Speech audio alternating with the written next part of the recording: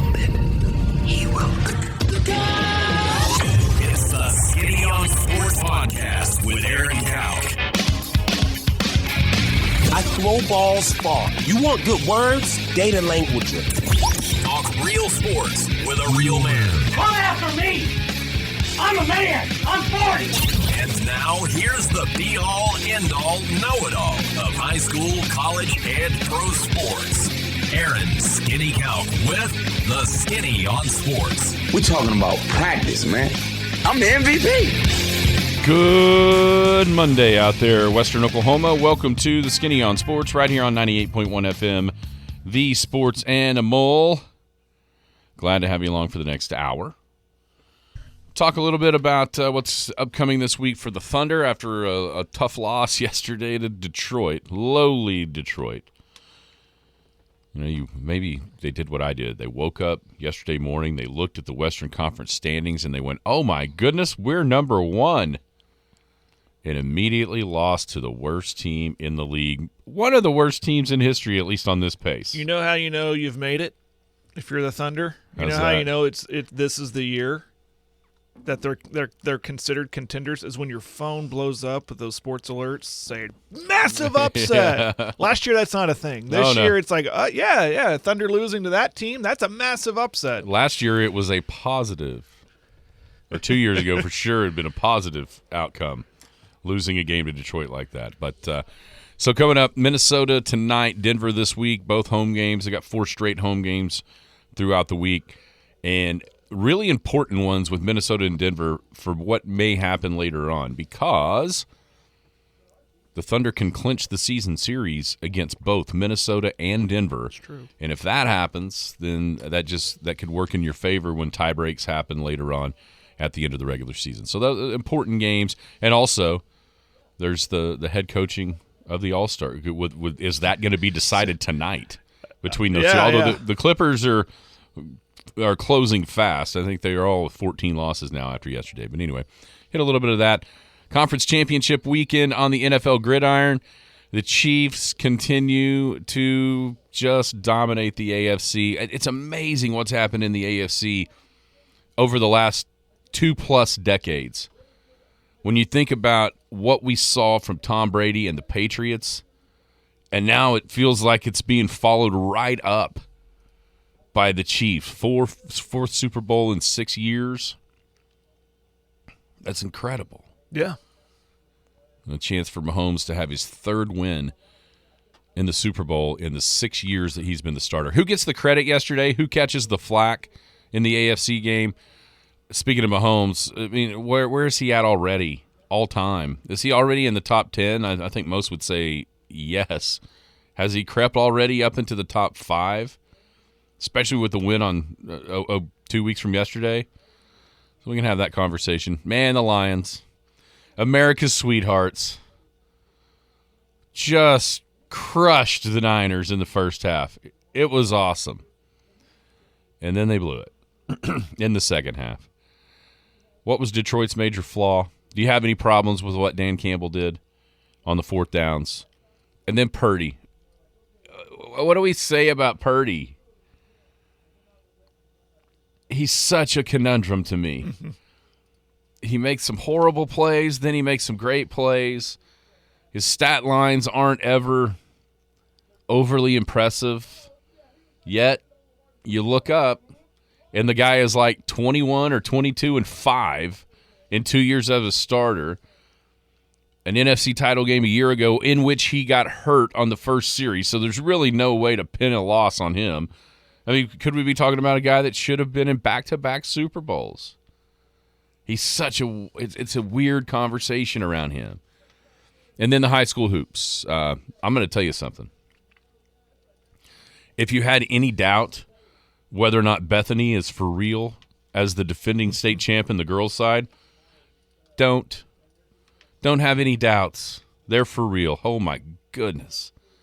It's just kind of jarring to see the size and the athleticism.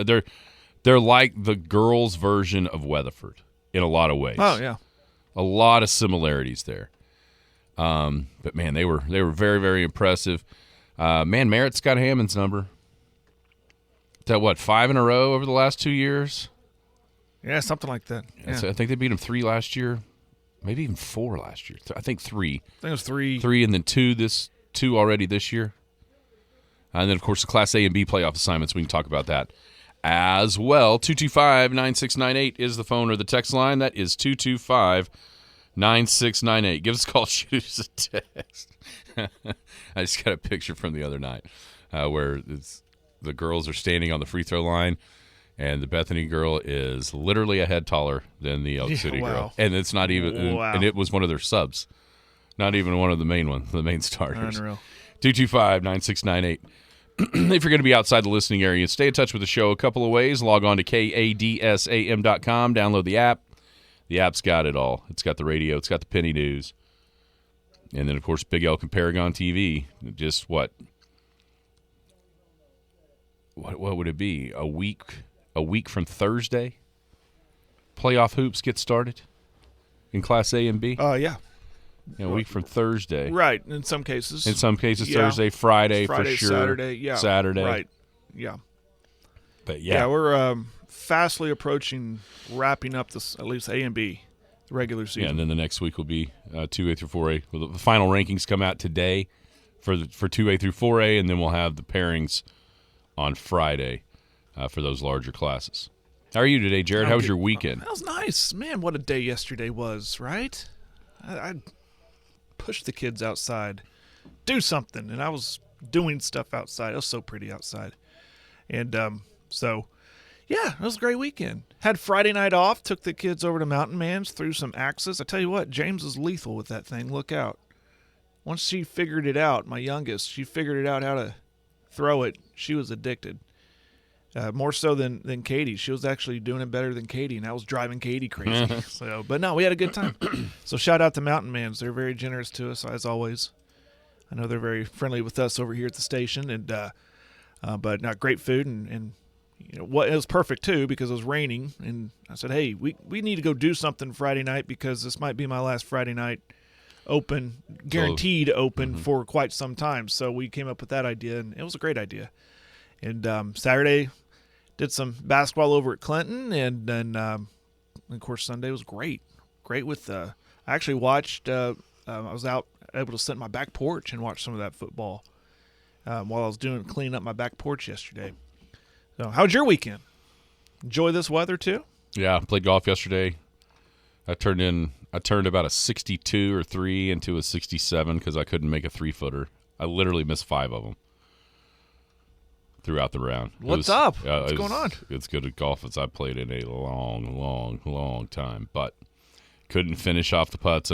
Every time I missed one, it cost myself and Joe win. It was just one of those things.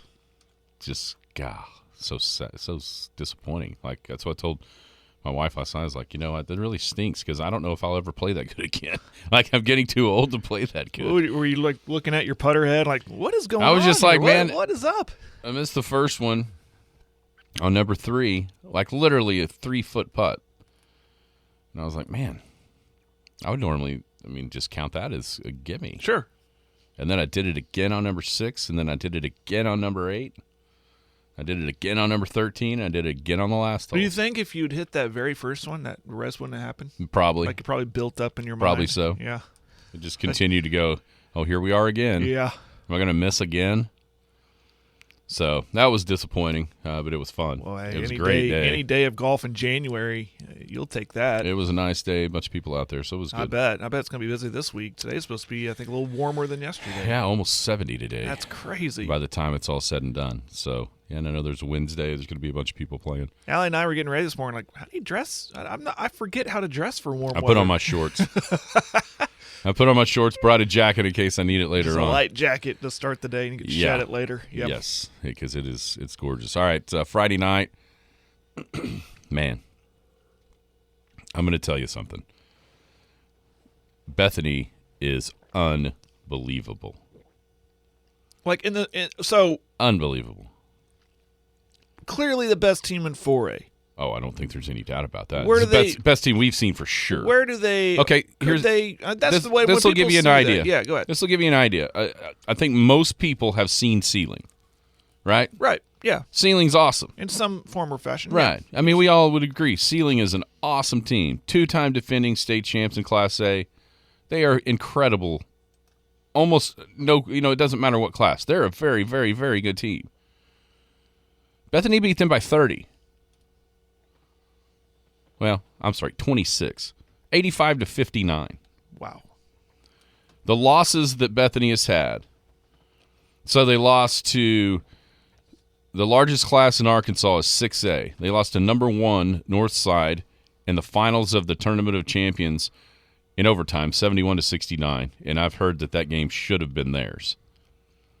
There was some weird stuff that happened on the home floor of Northside High School, like calls and all that kind of stuff. Like Bethany should have won that game. So that's one loss.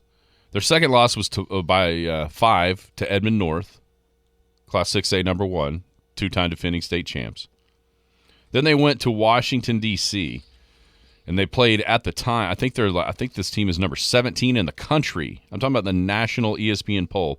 Number 17, by far the biggest loss they've had, 63-46. So they got that game by 17 in D.C. Then they turned around and played a couple days later against a team that's now number 7 in the country, Morris Catholic from New Jersey, and lost that game by 4. They go, let's see, 5-10, 5-10, 5-10, 6-1, 6-3. Zaya Van, senior, probably 5'9", 5'10", something like that. She's headed to OU. Keziah Lofted, junior point guard that's 6'1". She's going to OU. I mean, they're just loaded, and they're good. Man, they're good. So that was it was a tough night. Obviously, I mean, there's not the Hellcats played hard, but there's just not a lot. There's not a lot you can do about it in that game. So they were really impressive. I've seen, like, for instance, Anadarko. When you just look at the other teams, like in 4A, because the good news about the Western Conference is you get to see these games. Yeah. Because they're, a lot of these top 10 to 15 teams are in the Western Conference, and so they play. Kingfisher number 10 at the time when they played them, they beat them by 15. Which, kudos to Kingfisher. It's a hell of a job. Tuttle, who's now number 8, they went ahead and beat them 70-41. Anadarko, who's number 4, they went ahead and doubled them up, 64-32. Just... All right, I get it. Yeah, that's what I'm saying. It's they're good, and they're going to be really, really difficult to beat. Best girls team in the state? Well, I mean, it's hard to say that since Edmond North beat them. But true, they're right there. I mean, I don't think they'd be scared to play them again. You know what I'm saying? I mean, I don't think they'd be scared to play anybody and have a great chance to win. So, okay, here's another one. I just now realized how highly ranked this team was. In that tournament over in Arkansas, Idabel win as well. 3A number 2. They beat them by 20. So yeah, they're good. Bethany boys, I don't know. The Elks had every chance to win that game. Tied going into the fourth quarter. Now they did lose their point guard Aiden Todd, which he makes the thing go. He rolled his ankle right before half and didn't play in the second half. So that, I'm sure that helped the Elks in some capacity to stay close. You know what I mean? Mm-hmm. But yeah, the Elks had every chance to win. What's going on? What about the matchup? What does Merritt do against Hammond that seemingly nobody else can? I was able to catch the last part of that game, and I think Hammond played him better the second time around than they did the first time at the Bi-County. It just looked like they were – man, I'd love to get Ed's opinion on this, and I was in contact with him this weekend, but I didn't ask. It just looked like they were just how do I put this nicely? Outrunning them, getting up and down the court quicker, just a tad quicker, executing a little better. Again, I just saw that because I was out Friday night and I'm checking on my phone, but it wasn't until I got home and I turned it on and thought, okay, let's see if we can get a good fourth quarter here for fan value. Let's just see if we can watch them. And it never really had Hammond never really had a problem, Merritt never really had a problem with Hammond. And it could be when it's mounting up like that, just a mental thing too with Hammond, like we got to beat these girls. We haven't beat them in a while, and we just can't figure it out, and they maybe overdo it. I always have to keep reminding myself that these are still high school kids, and they're always thinking about that too. And sometimes you overthink that when really you just go out there, play your brand of basketball, and you got an opportunity to win a lot, especially with Hammond, with their personnel. But let's give credit to Merritt, though. I mean, they're really good. That's what I think it is. Good reason. They're ranked third in 2A for a very good reason. Yeah, Jeremy put it on the text line. What I wanted to say. They got athletes to match up, and here's another thing that they are. They're physical. Yes. Merritt can play. Merritt is as physical as anybody out here.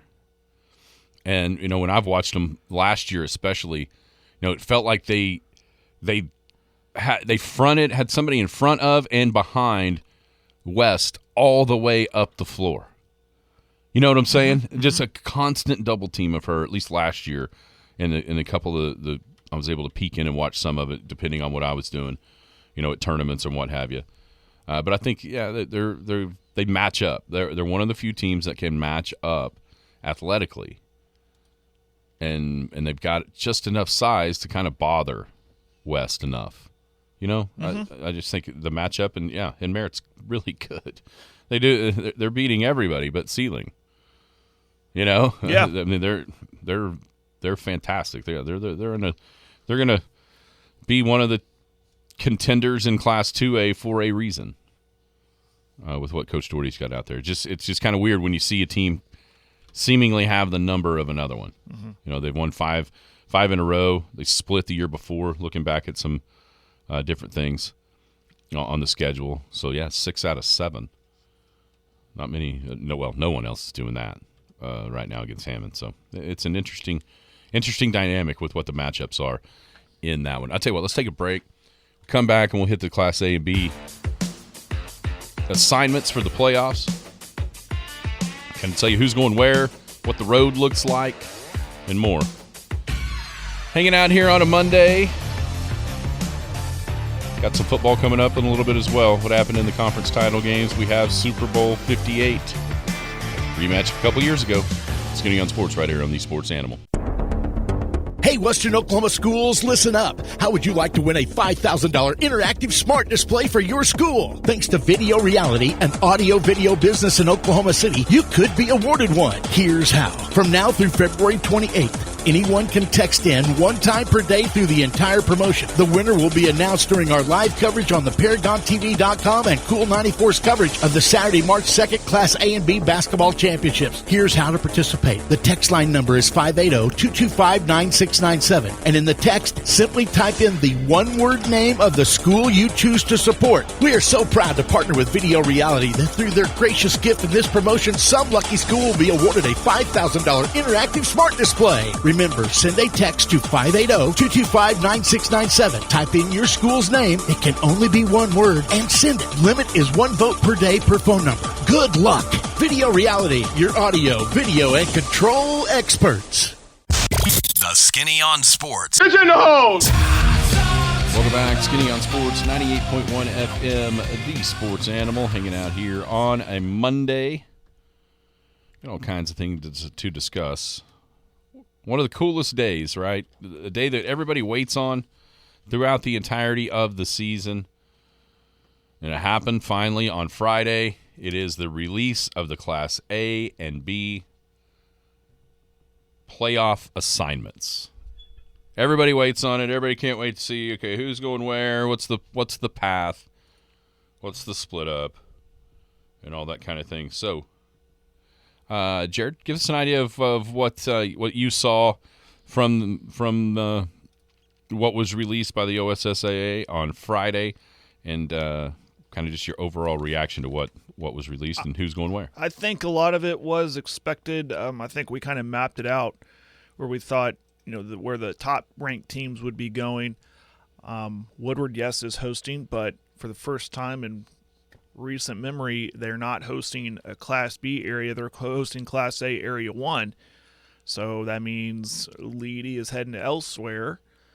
still north, but maybe a little further north and east up to Enid. Not a bad place to go. But Woodward's hosting Class A Area 1, which means, really good teams will go up their way, namely Sealing.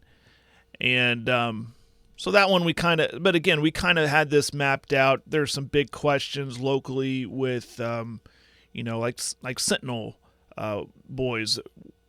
Where would they go, and Canute, and all. And I think before we knew this was coming out, we kind of mapped it out. We kind of had a good idea of what the final rankings were. From that, we kind of had a sense of who could be paired together out of the top 8, who else can be inserted in there, and I think we got it right for the most part. So, always interesting, always going to be interesting. And the first thing you do, at least in my mind, was, okay, what are some potential matchups after district? Who can match up in regional? Maybe what's a regional final going to look like, and what does that mean for area, and could there be some upsets? And that's a whole bunch of other stuff we'll have to break down and be a little more clear once we see a bracket. But it's just an exciting time of the year. What was your first initial reaction? Anything stand out to you? Question on the text line: who's number 1 in 2A? Riverside did. Riverside beat who was number 2 in 2A. Beat Sealing this week, 59-41. Did they? On Saturday. Yeah. You see who else lost this weekend? But not like it matters. But Dover girls lost. Oh, they sure did. This weekend to Geronimo. By 3. Dale's number 1, defending state champ. Dale is number 1 in 2A. Let me ask you something. 20-1. The lone loss is to Millwood. This is probably a question for a coach, but when we say they don't matter, when the rankings are locked in, playoff pairings are out, and we say, to a coach, they'll say, yeah, every game matters. You're playing, it matters. I get that. But when a loss like Dover just took, does it matter when we assume that they're going to get through the playoffs and get to state? Does it matter when they get together and start seeding it? Go, listen, they did fall a couple times. No. Doesn't matter at all? No. You mean like for a state tournament bracket? That's what I'm saying. Does it matter in their eyes? Or they look at it, or do they think, well, and their coaches there saying, well, actually, I held out a couple of my girls that night. It seems like in the past, what is used, the rankings follow through. Sure, and how they got their area champs. That's right. Yeah. If they win, if Dover, Lomega, Mountain View, and Hammond all go through to the state tournament undefeated, I think those will be how it's seeded. Mm-hmm. I think Dover and Hammond will be on the same side, and I think Lomega and Mountain View Gotebo will be on the same time. Where it starts getting weird is if somebody loses. You know what I'm saying? But I think if the top 8 all made it, I think you'd see Dover play Arnett. Now, as long as they weren't in the same area. You know what I'm saying? Mm-hmm. But I think you'd see 1-8, 2-7, 3-6, 4-5. I was just having this thought over the weekend of, well, what if there was a Florida State situation where a star player got hurt? And hopefully that never happens. But you see what I'm saying? I don't think they care. Gives them pause. I think that's the point of this. They lock it in here, and that's the basis of what happens later. Mm-hmm. Or it's what it seems like. Yeah, it does. In the past, it seems like how that's gone. Is how they were ranked and locked in on the rankings is kind of how it goes.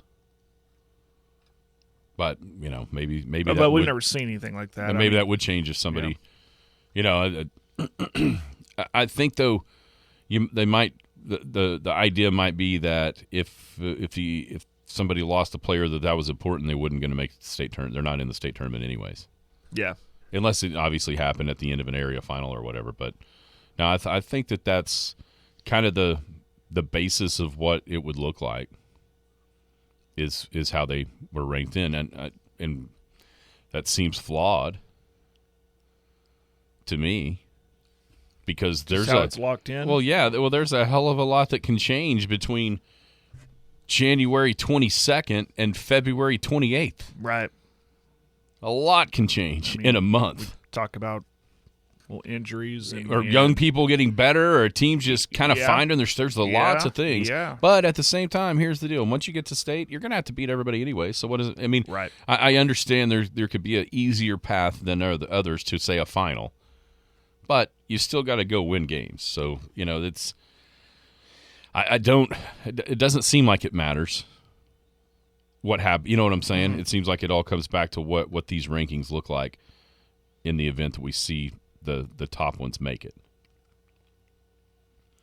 I think the OSSA did a fantastic job. Again, that it feels like everything's pretty spread out, as is the goal. I haven't heard any rumblings of why are they sending this team there. I haven't heard any of that. The only thing that I could find, and I'm not all the way through B girls. It's like I can't find a team here. I've completely overlooked somebody. And maybe they're just hidden. No. Talk amongst yourselves. You're looking for... There's Frontier. They're right on. They're the very first team listed. I just totally missed them. All right, so there is... In Class A girls, there's one area that has 6 ranked teams. The other one has 4, and one of them has 4 instead of just 5 across the board. Some of that can't be helped very much, like because of geographical purposes. Mm-hmm. Yeah, kind of happen. It's just kind of the way it is. That area 1, we talked about whether or not Woodward would be the host. It ends up being Enid to kind of try to spread the wealth a little bit from the Panhandle to, say, North Central Oklahoma. And I think that's part of the reason why, just because of the geographical spread of that area from the tip of the Panhandle to east of I-35. That's why you get 6 there and 4 down in Area 4. That's kind of the southeast corner in Class B girls. Class A girls has the same thing. Between Area 1 and Area 4, it's just flipped, right? There's more in the southeast than there is in that northern part that's all going to Woodward. But overall, I really don't think that you can look and go, I mean, there's certain teams, and I think you always find this for the teams that are ranked like, say, 9th through 12th, just outside that top 8, where you go, ooh, they got a hard road. And one of those teams, I think, is Canute on the boys' side. Mm-hmm. When you look up, now they're the ones that are there, but then if there's a couple of teams ranked around them, behind them, that's when you kind of go, ooh, that's a little bit of it's a harder road than maybe some others have. Some ranked teams: Allen, Drummond, obviously Sentinel. There's a 4th in there? Well, Canute. Yeah, that's a tough one. That's a tough one. Fortunately for them, hosting district, sub-site over at Arapahoe, and then see what happens at Union City. But, yeah, that's a tough one for them. Yeah, at number 16, to have, 3, 7, 9, and then 16 and 18, all in the same area. It's just that's the way it kind of goes sometimes, though. Mm-hmm. And everybody's kind of got that. You just don't. You hate to be the first. You hate to not be the first team out of the top 8 in the rankings. You know what I mean? Right. Because at that point, then it feels like, oh, I got to upset 2 teams instead of just maybe 1 to be able to get there and get to the big house. So that's one that kind of stood out to me. But overall, I mean, it is going to be strange, really strange, for that Class B area not to be at Boomer Fieldhouse. It seems like that's been, gosh, ever since we've done this show. Oh, yeah. Ever since we've done this show, that's been Woodward in Class B, and you just knew that that's where the area tournament was going to be. But here's the deal. It makes total sense why it's not. A team like Goodwell last year on the boys' side, who made it to state tournament, they lost everybody. And now they're not really a factor. The Lady girls not as much of a factor as they have been to kind of help like them and Arnett be the 2 that would, make it there. And so it makes total sense with, where everybody's ranked. It seems like, especially on the girls' side, down a little bit south, and even, in that southwest part, if you count, Mountain View, La Sickles, Geronimo, all, those those schools kind of taking the torch away a little bit from the northern schools. Yeah, that's and you mentioned the tough. I mean, Frontier's what? They're top 10. Oh, girls top 10. There's Arnett. Where are they at? 8. I got so many tabs open. And of course, Leedy and Lamega. That's a tough area. That's got 6 on the girls' side. That's got 6 ranked teams. 6 of them. 6, yeah. 2, 8, 13, 16, 10. Okay, let's go in order. 2, 8, 10, 13, 16, 20. Yeah, that's a yeah. 5 of the top 16 in the same area. That's a tough one. There's no doubt about that in Class B girls. No doubt about it. And especially when you think about Lomega being one of those teams and just the, we hear that name, you go, oh, well, I was hoping not to necessarily be in that area, with as seasoned and as tradition rich as they are. Anything else that, like, any games that you see coming, like, man, I like that. I can't wait to see what happens in that game, whatever that game might be. I'd really have to study it. I was really curious on the boys' side where Sentinel would go and who would be in their area, and I don't see anybody giving them a problem in that area. Without knowing anything about Drummond, though, or Allen. Allen with, what, 1 loss?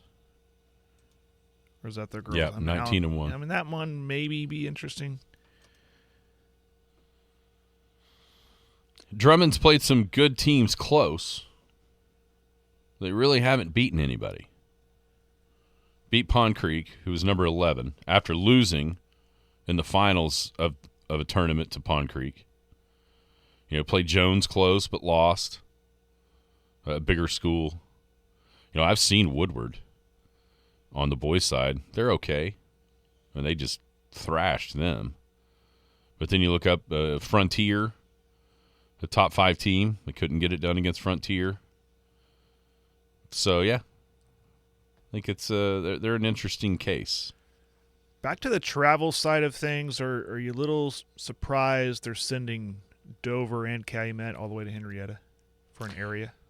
It kind of felt like that they were destined for Enid, but maybe because they just ran out of places, that was the next closest spot for them. I don't know. Yeah, when you look on the boys, the natural matchups can't happen because they're in the top 4. Like, for instance, Duke and Fort Cobb kind of seems like pretty natural to meet at, say, Cache, which first time in forever I can remember Cache doesn't have an area in A or B.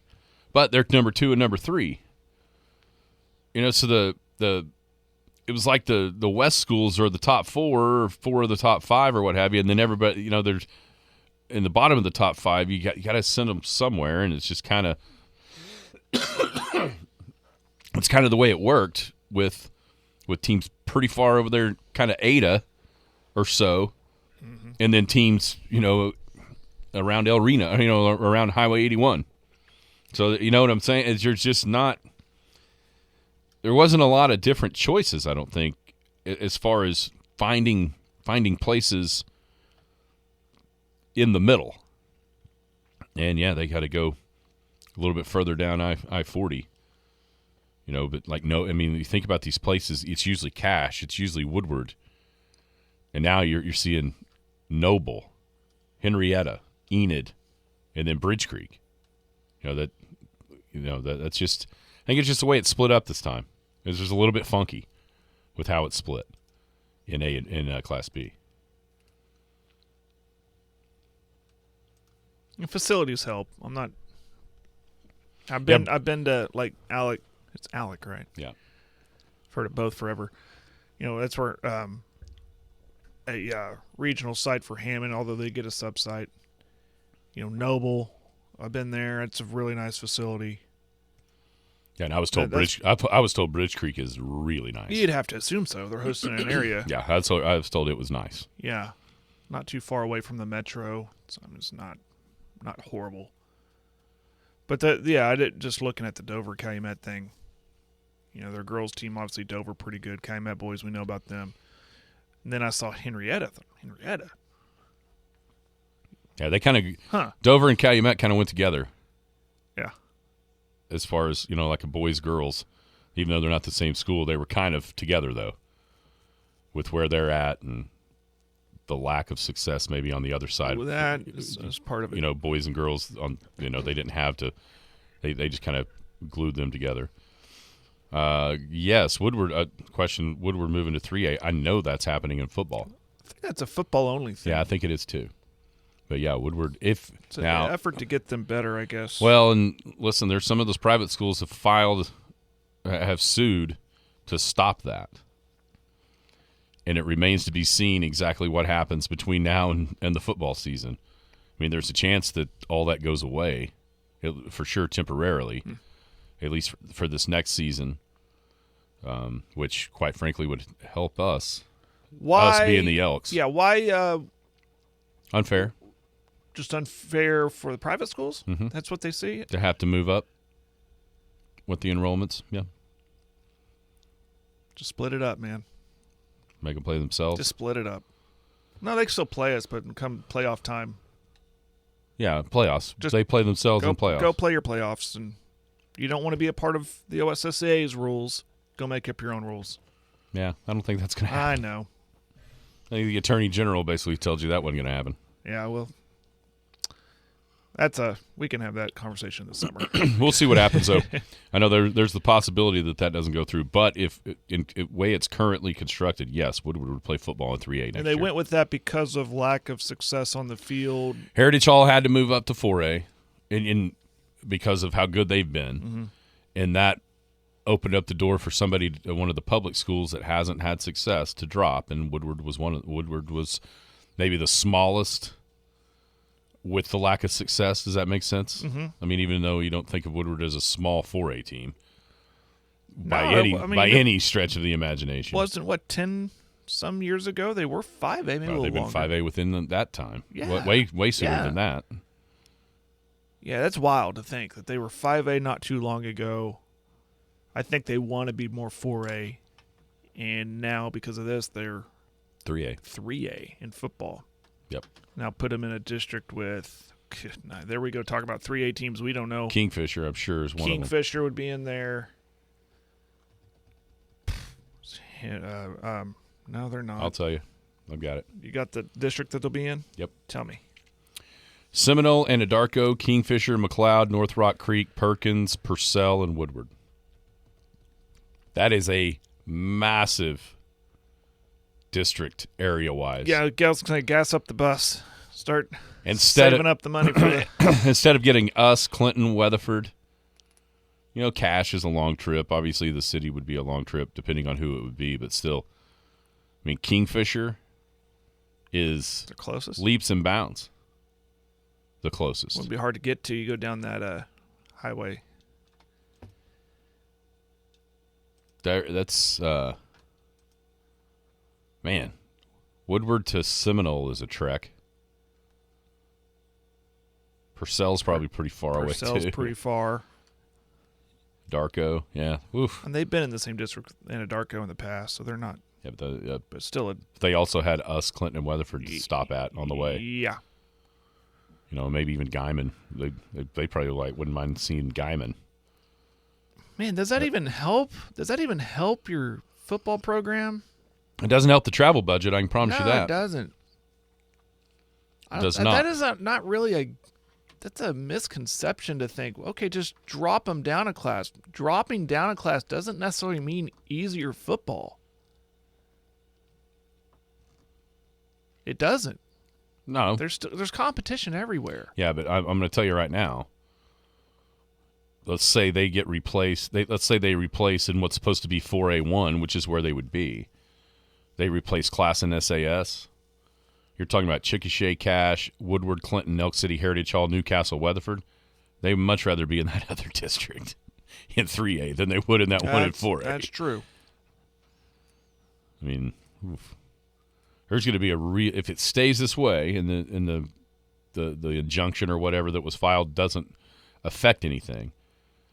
Next year in 4A1, there's going to be a dang good football team not make the playoffs. I know. Yeah. There's going to be a really good team we that finishes fifth. We said that when we first saw this. Yeah. A really good team that finishes fifth. We said if you finish fourth, throw the parade because that's you're in the playoffs out of a pretty dang good district. Yeah, I just remember when, and I'd say back to my point about dropping down. I remember when there were times Weatherford and Clinton, they're on that cusp and they would drop down to 3A. Sometimes they would want to be in 4A, want to be in 3A, and they had to play that game like in September. And there is that thought that, oh my goodness, they're going to dominate 3A, and it wasn't the case. Clinton only won once in 3A, didn't they? Well, they only won one title in 3A. And that was a crazy game that they were able to beat Kingfisher. Circus catch, yes, comeback win to beat them. Yes. And that was in the same year where they went to like a 4 overtime game against Kingfisher in the Tornado Bowl to win district. They had to hold on to win it. Yeah. Yeah, 3A doesn't. So I'm not suggesting a team out of 4A can go up to like 6A too and compete. There's just a depth issue there. But there is that concept like that people think, 4A, if you're in 4A and you drop to 3A, the competition's going to be easier for you. It's not 100% the case. Maybe on the whole, but not necessarily at the top. No. No, there maybe you're with the school that size have the depth advantage over a bunch of teams, but at the very top, I think you can. I mean, you see it. You'll see it here in the fall. Heritage Hall being a team that had won some state titles, they'll compete in 4A1. There's no doubt about it. Oh, yeah. Well, hey, we have seen it before. They've been in 4A1 before. Yeah. And not only won the district, but won state titles in Class 4A. So, yeah, I don't know that it's a ton of difference when you start talking about the very best teams in those two classes. All right, anything else on the A and B pairings?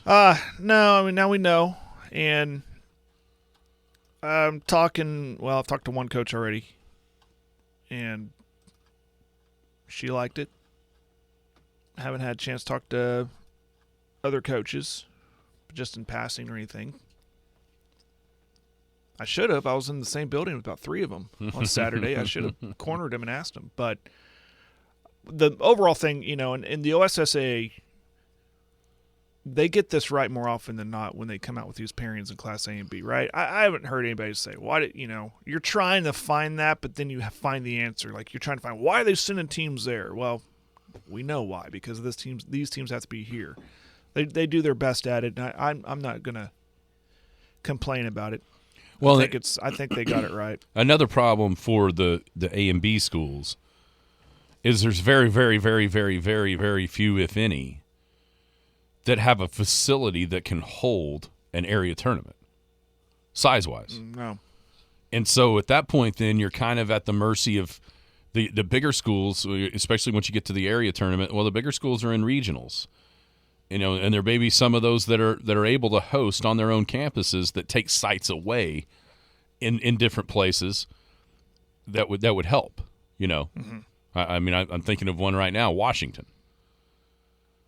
Washington girls very well may play regionals on their home floor. Well, that takes a pretty good area site away from A and B because it's already taken. You know what I mean? Mm-hmm. And there's certain places like that. Kingfisher would be another one. With their girls, in the past for sure, with boys and girls in the top 8. Well, that's a potential area site for A and B that's not going to be because there will be a regional there. Weatherford could be that in high school, the Weatherford High School. So then you got to be willing. That's another thing. How many people are willing to actually do it and host. So it's you're right. I think you can nitpick here and there some different things, but at the end of the day, they kind of do the best with whatever the hand is dealt. All right, when we come back, it is A and B playoff time. We'll tell you about contests that'll be kicking off. Start getting your entries in before next Thursday.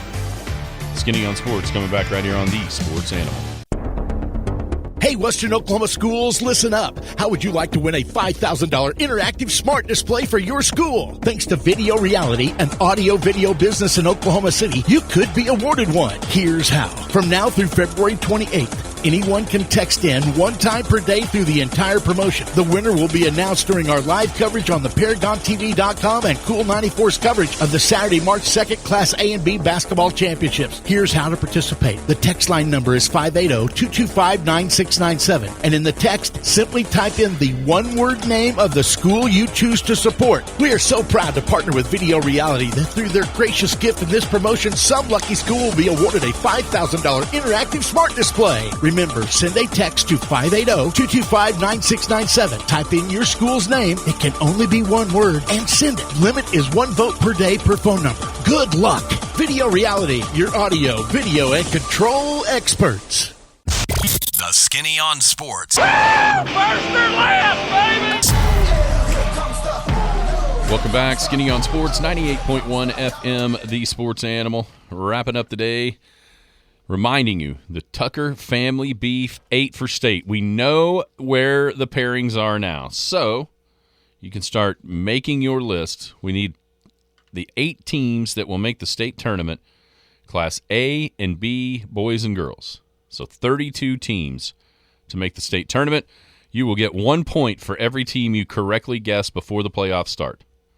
Then, once we get the state tournament brackets, everybody will fill out all 4 brackets, send them to us, and at that point, we will know who wins the contest. Appreciate the Tucker family for their support once again. Monty's figuring out what we're going to do. You know, last year Ham got a pretty good plethora of meats from Tucker Family Beef. I have a feeling those sticks, the beef sticks, may be involved in this one, Jared. Oh, I hope so. Delicious beef sticks I think we need to sample some will be involved. so we can really know what we're talking about when we promote this thing. Oh, I really know what we're talking about. I can tell you. Okay. Good for you, Monty. Go find them. I need to find these. Where are they find at? They're at the golf course, you said? Yeah, they've been at golf courses. You get those in stores, man. Some local. I think they are in one of the Sayre stores, southbound. I think they're in there. How about the One Canute store? Let's get it in that one. It'd be up to them. You have to call Elmer. Maybe I need to be getting in the meat selling business. If I can make that happen, Monty. They're delicious. I'm telling you right now, those beef sticks are delicious. Regular or jalapeno and cheese. Either flavor, both very, very, very good. Tucker Family Beef. It's what they don't do that makes it great. Got just a little bit of time. It's hard to believe that. Here's my thing about today. There's a lot of people listening that care more about the high school basketball playoff starting.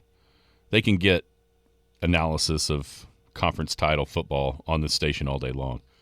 They're not going to really get much high school basketball in Western Oklahoma. Just your overall thoughts on what you saw yesterday, though, in the football. I'm never going to bet against Patrick Mahomes and the Kansas City Chiefs. I knew from the opening drive that they're going to win that game, even though Baltimore went and tied it up. They had the swag, the confidence, and they had Patrick Mahomes. Until that I see him falter in the playoffs more than not, I'm not going to pick against him. And I know we got a couple more weeks, but I think you know who I might be picking in the Super Bowl. Credit San Francisco. Brock Purdy didn't panic going down big. I'd never really counted them out. I don't blame, and again, we're going to talk about all this, but I don't blame Detroit and Campbell for going for it all the time, because that's something they've lived on all season long. So I don't blame him at all for his aggressiveness on the play calling side. But would have had nothing against San Francisco. I give them credit too, but I would have had an Eminem versus Taylor Swift Super Bowl. I much would have had that. You forget about the famous people that Detroit has. Yeah, give me Slim Shady any day. Unfortunately, we'll have to wait probably another couple years. And I wonder if they can get back to that level, or if this is one of those Cinderella-type seasons for Detroit. But I was impressed with Kansas City. Out of all the teams, I think I was more impressed with them out of the two games, because it felt like as soon as they came in, took the opening kickoff, and drove right down the field and scored. I thought, uh-oh, there's that offense. It's back. It's back. Yeah, it's really weird because they first half put up 17. They were fantastic. Second half, they only had. I apologize. Baltimore had the opening kickoff. They went 3 and out. Yeah, but Kansas City's first time they touched it, they went down. Yeah. In the second half, until that final drive, they only had like 60 yards, like 220 in the first half, 60 until the last possession. Baltimore kind of imploded. 4 personal foul penalties.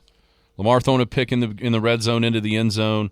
And when I know there's going to be, once again this week, just like there was last week, conversation about changing the rule when you fumble into the end zone, it's a touchback. And listen, that's a punitive penalty. There's no doubt about it. But every rule change in the last 2 decades has gone in favor of the offense. What's wrong with giving the defense a chance? And by the way, they're not making the idiots that have the ball in their hand reach it out and let them slap it out of their hands. The Mannings talked about it. You only reach for the pylon or for the goal line in 2 situations. If it's 4th down or it's the last play of a half, not even a quarter.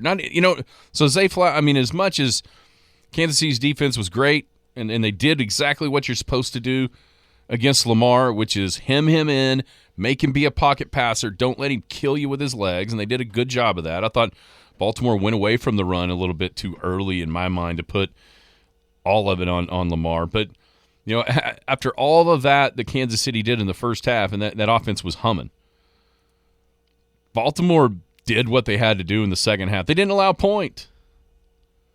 0 points. And their offense fumbled it at the half-yard line going in and threw a pick in the end zone. And that's the difference. But you can't turn it over in the playoffs, and especially against a team like that. So, yeah, Kansas City's offense hummed in the first half. Kansas City's offense looked exactly like it has all year in the second half, which was not very good. But the difference in this team this year is that defense is legit. Yeah. The Kansas City defense is absolutely legit. And they've taken flack all year about not having enough receivers and not having enough weapons on offense. Well, that's just to be what they used to be. They've proven this year that they can win multiple different ways and get to the Super Bowl different ways. They don't have to have the greatest offensive in the league or whatever to even get to the Super Bowl. They can just have a Mahomes. You know what I mean? Yep. Like he is truly showing his greatness right now in doing what he's done with what he doesn't have to work with. But you see Kelsey, he looks re-energized. Maybe that's Taylor, maybe not. But then Rashee Rice has developed as the years went along. And then all of a sudden, Marquez Valdez-Scantling is catching balls at the end of games or big-time catches instead of dropping them. He tried like hell to drop that one at the end of the game yesterday. He just couldn't get her done to give the Ravens one more chance. But, yeah, you're right. I thought they were the most impressive just because of the team they beat going in there and doing it. San Francisco, you got to give them credit for, 27-0 in the second half until the end there when Detroit scored. Campbell, man, it is what they are. And, a 47-yard field goal on grass outside isn't the chip shot that I think people are making it out to be, especially with Michael Badgley, a kicker they just kind of picked up. And you look at his career stats. I saw a tweet about it. It's nowhere near a gimme from there. That second one, you feel like, golly, everything's going wrong. If you kick that field goal, tie the game, but you still got to make it. And that's just that's his DNA, and it backfired on him a little bit. Heck, I thought it was ridiculous they were thrown in the end zone at the end on 4th down. I'm like, the game is over if it's an extra point, an old extra point. Kick the field goal, and you're still going to have to get the onside kick. Yeah. I couldn't believe what he was doing. Yep. It worked, but that one was ludicrous. It's one thing to go for it when you got almost a 50-yard field goal. It's another when it's a chip shot, and it ends the game if you don't get it at the end. But through the touchdown pass to Jameson Williams. So, the results are in his favor. I just don't know if the decision was. Yeah. And then there's Purdy. Golly, he just keeps doing it, man. He just keeps winning games. His team continues to win. And he makes plays to help that happen. Mm-hmm. You know, that scramble last night in the fourth quarter, looks like he was dead to rights. And at about 3 miles an hour, he gets around everybody and runs down the field and sets up what would end up being the game-winning touchdown. But, 20 of 31, 260, a touchdown and a pick. It's okay. But at the same time, you have to give him credit for being able to make the plays. He manages the game until it's on the line, and then he's good enough to make plays. And so that's where I was worried when they went down as big as they did. That's where I thought, uh-oh, they don't have the quarterback to bring him back. Which has been my knock on him all season long. I'm just waiting for the Mr. Irrelevant to show up. And so, but he did. He was a big part of that, for bringing them back. Yeah, and then, that one Ayuk makes that play. It hits the dude in the face mask. I had some help. It would have been a penalty anyways, but yeah, they're just certain, and then McCaffrey does what McCaffrey does. Debo did play, looked pretty good. I think it's a fascinating Super Bowl because we've seen Mahomes go through two guys in Allen and Lamar that scare you to death compared to Brock Purdy. But it sure seems like in the playoffs he has their number. Is Purdy that guy? Brock Purdy be the one to vanquish the great Patrick Mahomes. It's just the storyline is already there, set up, ready to go. I think we've got really good matchups in this one. The San Francisco offense against that Kansas City much improved defense. Yeah. And then on the other side, San Francisco's defense is fantastic. Can Mahomes unlock the secret there to score enough points? I think it might be a decently high-scoring game. Has that feeling initially. Yeah, that really kind of breaking it down and going into it, at least off the top of my head, just first reaction to me is this game could have some points. It could have some points. Yeah. But we get a good Super Bowl. It's probably not the one people wanted. Probably not the one people expected. But I said this walking out Friday. Sean and I walked out, and he goes, well, what do you think about my Chiefs? And I said, I'll tell you this. I think Baltimore's better than Kansas City, but Baltimore doesn't have Mahomes. And anybody that wants to bet against Patrick Mahomes at this point, do it at your own peril. That's exactly what I said. And I'm probably going to. I'm probably going to pick San Francisco and just hate every second of picking. Just like I did. I backtracked from my Ravens at first on Friday, and then I was like, no, I have to stick with the Ravens. I picked them to win the Super Bowl to start the year. But knowing full well, this is a bad spot to be in. On the opposite side of Mahomes is a horrific spot to be in the playoffs. It's just no good. No. It's just no good. Anyhow.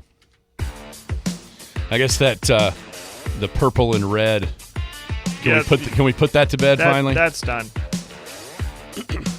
That's done. The conspiracy theory. Did you see the shot on Taylor Swift where she got mad? Yeah, there was something going on there. Because the camera was on her. Chances they endorse Biden on the dais if they win the Super Bowl. You've been listening to the Skinny on Sports podcast with Aaron Cow.